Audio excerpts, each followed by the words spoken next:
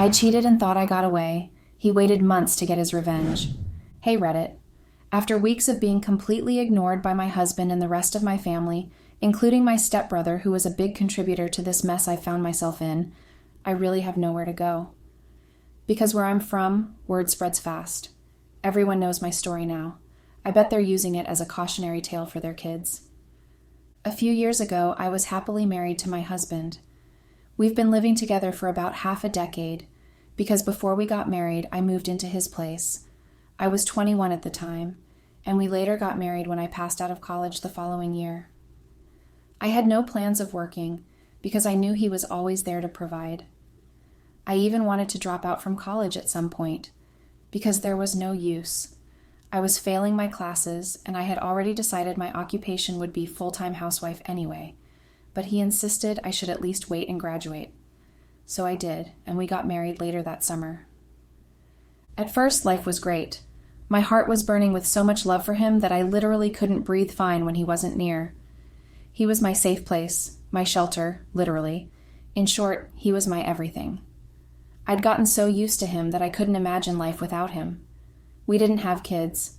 Not because we didn't want to, we tried at first. It wasn't just working. We visited the hospital and the doctor said something about blocked fallopian tubes, which he said could be treated. I don't quite understand medical terms, but I know he was just trying to politely tell me I was barren.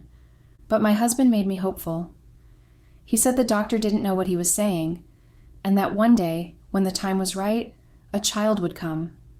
Now I wish he hadn't said that. We did start the medication though, but somewhere along the line, I stopped being interested in sleeping with my husband. With no kids and no job to keep me busy, I was clouded by my husband's company, which I actually asked for and was enjoying at first.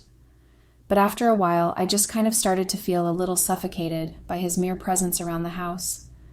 I just wasn't sure if I loved him anymore, or if I actually wanted to spend the rest of my life with him still. But I didn't get it, because at first, we were so in love. I honestly thought we were perfect for each other, but during that period, I felt like I couldn't stand him anymore. I got irritated when he was home, which was very often because of me, and I always looked forward to when he was not around. I stopped being interested in what he had to say, and when he talked, I just took in deep breaths to keep myself from saying or acting in a way I'd instantly regret. I didn't even want to have sex with him anymore. In fact, I refused him almost every time he came on to me. It's not that I didn't feel horny, it's just that I didn't want him in that way anymore. I wasn't sure if it was a phase or if I had completely fallen out of love with him. At the same time, I wasn't sure if I wanted to try and fix it, but the idea of ending things felt so terrifying. Plus, where I lived, there was no way I could financially live by myself, and I had no support whatsoever. So I stayed. I thought of going for therapy, but I imagined it'd be a waste of time, and I told myself that I was either in love with the man or I wasn't. But either way, I was staying. I started finding other things to take my mind off my failing marriage. It started with the Bumble. I'd never used any dating app before, never saw the need to. But at that moment, that was the only thing I could think of as an immediate remedy. I craved attention, but just not my husband's. I had known only 2 men in my life, and he was one of them.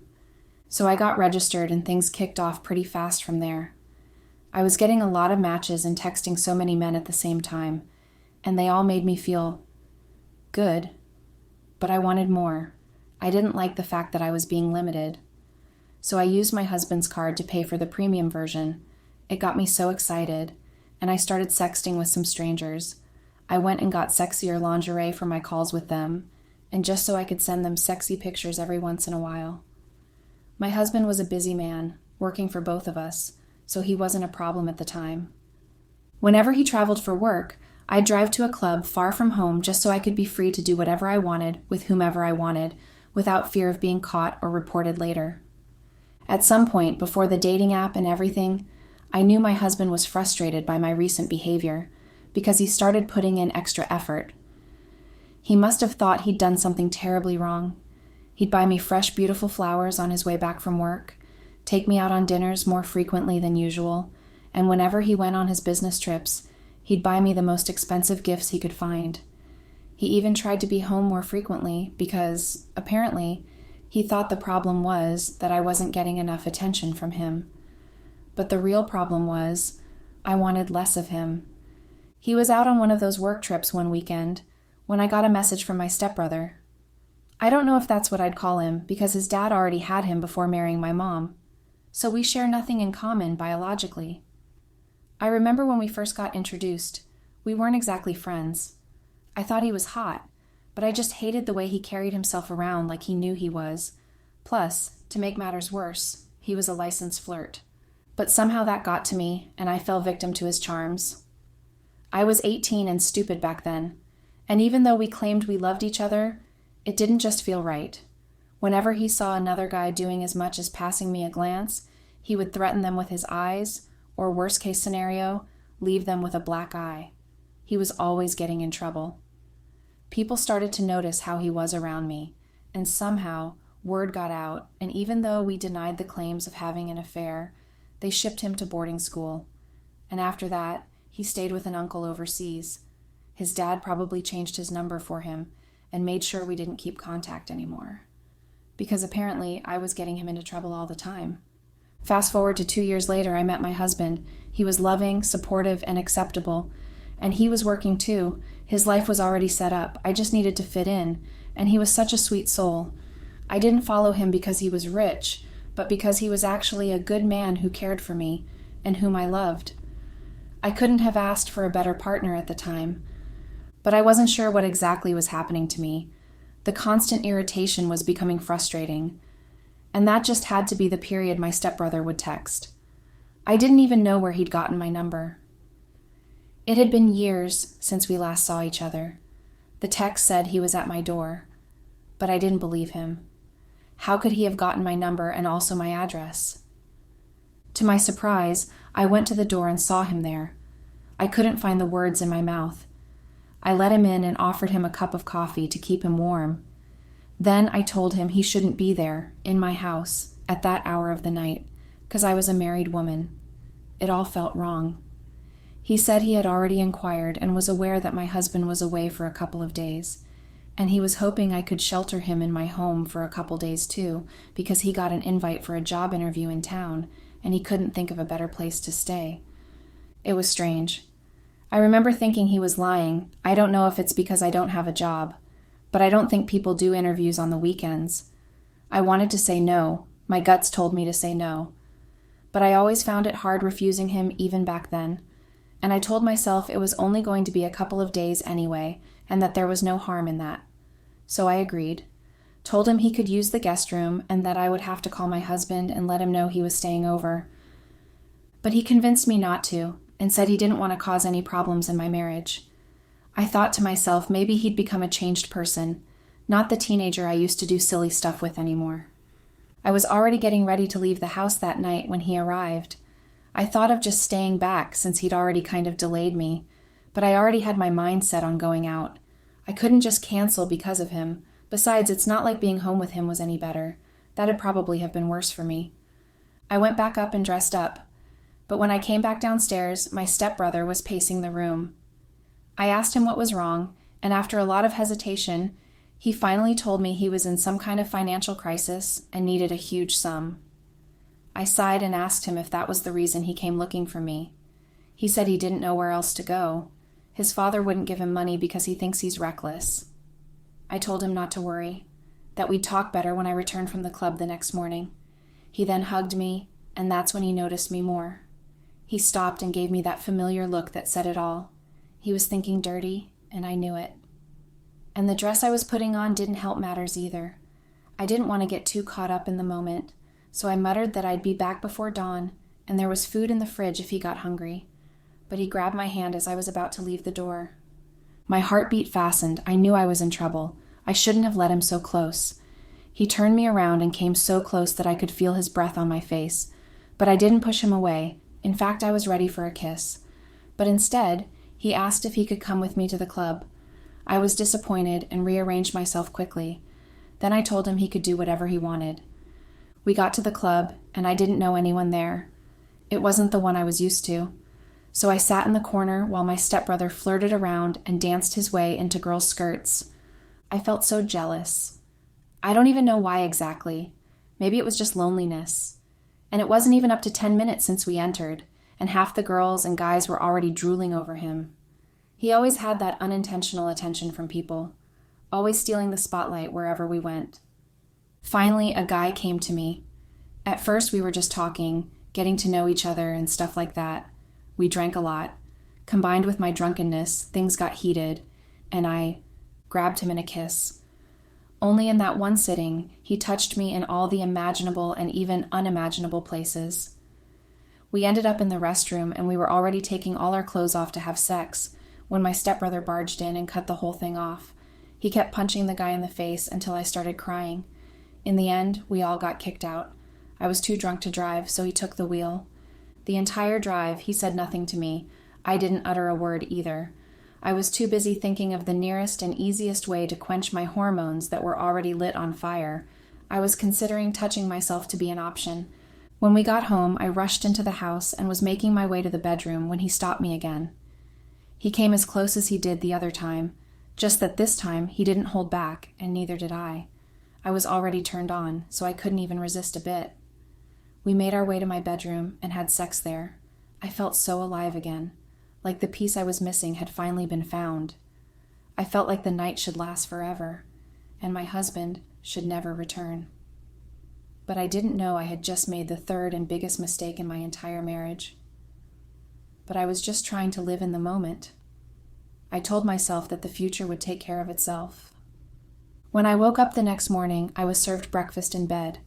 I thought it was the sweetest thing ever, and I wondered why my husband hadn't thought of doing that. When I finished my meal, I sent him literally all the money I had in my personal account.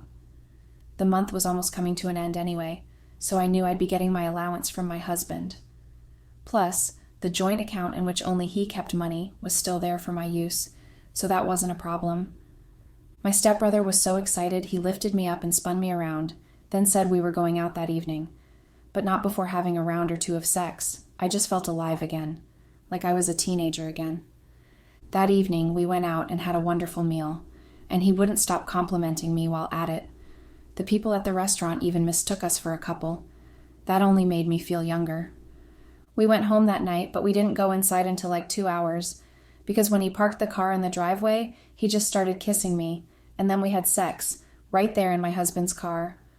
I must have forgotten about the dual-lens dash cam my husband installed, because it didn't even cross my mind at that moment.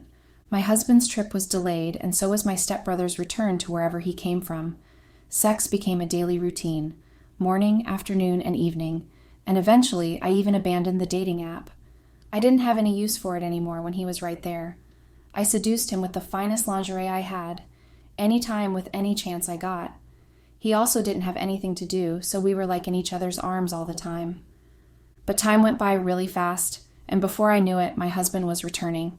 I was kind of nervous, probably because I knew all that had happened while he was away. That day, I took my stepbrother to the airport. We said our goodbyes, hugged and even kissed for a bit. I was going to miss him. We promised to keep in touch and all. I kept my part of the bargain, but as soon as he boarded that flight, it was like he vanished from the face of the earth. And up until now, with everything going on around me, I haven't heard a single word from him. I smiled when my husband walked through our door. It was almost as if I was happy or suddenly in love with him again. He managed to smile, but I could tell it wasn't from the depth of his heart. Something was wrong. Still, I assumed he was just tired from the journey or something. During dinner that night, he asked me to fill him in on all that happened while he was away. I told him nothing much, just that my brother came around and that he was in town for some job interview. But when he asked where he was getting interviewed, so that he could put in a word or two for him, I wasn't sure what to say. I quickly said I didn't care to ask him, and we didn't talk much anyway. My husband just gave me a smug smile and said so my brother stayed over for a couple of days under the same roof with me, yet we didn't talk much. I got fed up and asked if he was implying something. He didn't respond, so I acted angry, said I was full already, and went back upstairs. When I entered our room, I started thinking. I had a feeling that he already knew something. Maybe it was the dating app, maybe something else. I wasn't using the dating app anymore, so I quickly went and deleted everything concerning it from my phone, and that's when I remembered the car and its dash cam. I felt so stupid. I rushed downstairs, but the man was already out with his car. I sat very impatiently in the living room, waiting for him to return. He came back really late that day. I was almost dozing off. I tried to make a fuss of how he drove out at such a time and didn't even let me know. He wasn't the least concerned, just dropped the keys and headed back up. I rushed to the car, and yes, it had really captured me butt naked, having sex with my stepbrother. I quickly deleted the video. In fact, I deleted every video that had him in it. I went to bed that night like nothing happened. In my mind's eye, I was clean again, and nothing was going to ruin my marriage. But weeks passed, and we never had sex even once. I was literally begging my own husband to sleep with me, but he always had an excuse not to, or got angry for a reason. I didn't get it.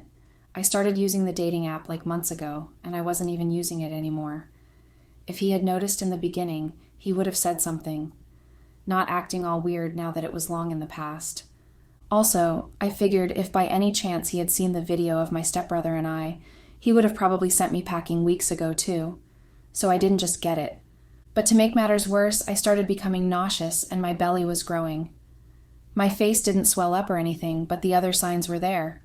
I was obviously pregnant, and typically I should have been happy about that, but I wasn't because I knew he wasn't the father. Up until now, I'm not even sure who the father is. I suspect it to be my stepbrother, but I'm going to wait and be delivered of it before I confirm. I started wearing bigger clothes that would hide my stomach, and I stayed in the guest room more often. I didn't know how to tell my husband. If only he agreed to sleep with me by the time he got back from his work trip, it would have been a different case. But he didn't. I couldn't just pin it on him like that. And I thought maybe it was because he was angry at me, but he stopped sending money to my personal bank. He actually stopped sending Monyu anywhere. I didn't notice that he wasn't sending money to the joint account either because I never got notifications for the account. He did, and I never even cared to check the balance whenever I wanted to buy something because I always told myself the money would never run out. One day I went shopping and the card said insufficient funds. I was arguing with the people at the counter that wasn't possible, but my aggressiveness from the pregnancy took over and I was going to bring the entire place down. The manager came to resolve the issue and suggested we check the balance. We did, and there was less than $50 in there, and what I had shopped was over $750. The balance wasn't even close. I called my husband immediately to tell him about the situation, but he didn't pick up. I left the mall more than embarrassed. When I got home, I was so angry I started yelling the moment I saw him. That's when I dropped Rebomb. I told him that he was stressing me, totally unaware that I was carrying his child. I also added that I was going to surprise him with the news on his birthday, which was like the following week, but he ruined the surprise. But he knew everything already. He knew about the dating app because he got notified when I paid for premium. According to him, he just wanted to keep tabs on me, so there were cameras all over the house, even in the bedroom. So the thing with my stepbrother was no secret.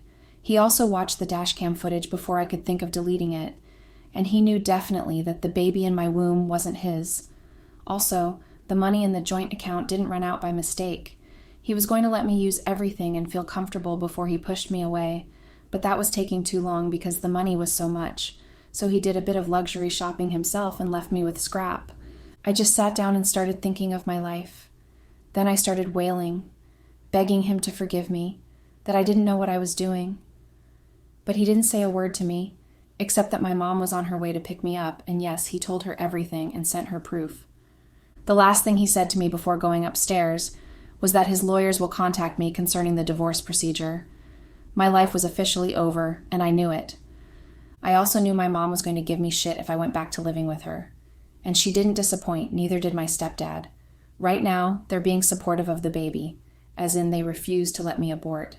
But otherwise, they give me shit and find a way to remind me every day of what I had done, and how I had stupidly fallen into the temptation of sleeping with my own brother.